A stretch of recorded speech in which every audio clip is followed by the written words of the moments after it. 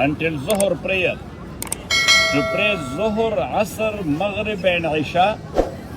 To spend the night there and to pray Fajr prayer the next day, which is the 9th of Dhul Hijjah.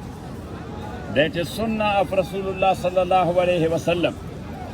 And after Fajr on 9th of Dhul Hijjah, the Hujjaj Kiram, they are leaving and departing for Arafat. So they come to Arafat. They stay here in Arafat. Stay in Arafat is farz. As I mentioned, if somebody will miss it, so it means that he missed the Hajj. And that stay time is the whole 9th day of Dhul Hijjah and the night in between 9th and 10 until dawn break. Whatever time a brother or sister made it, so it means that he performed the Arafah and he performed the Hajj as well. Rasulullah sallallahu alayhi wa sallam, he gave a few sermons in his Hajj. Prophet sallallahu alayhi wa sallam, in his lifetime, he performed only one Hajj.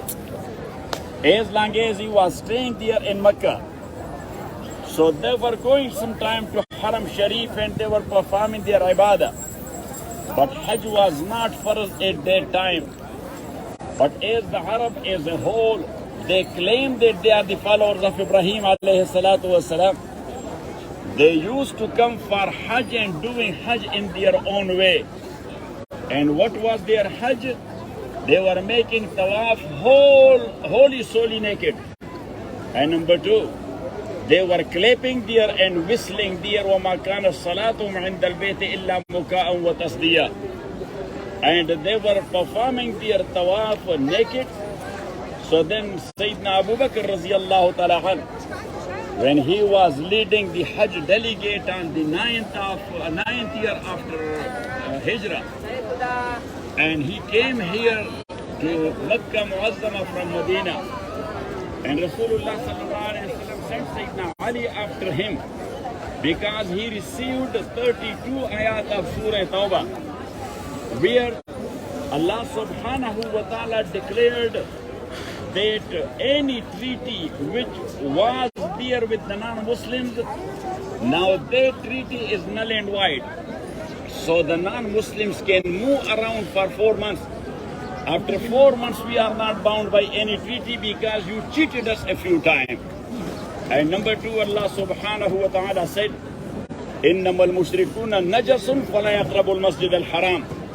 That mushrikeen are filth, so they cannot come to Masjid Haram. Now based on that hadith, that ayah of Surah Tawbah, Imam Ahmad ibn Hanbal rahmatullahi alayh, he does not allow any non-Muslim to enter into the hudud of Haram. And hudud of Haram from all around that has a different distance. From somewhere that is 8 miles and from somewhere that is 15 or 16 miles. So that is called Haram. And Haram has its own respect to the Mufti of Makkah. At that time, Ata ibn Abi Rabah radiyallahu ta'ala anhu, he says that Al-Haramu kulluhu masjid. That Haram land as a whole, that is masjid.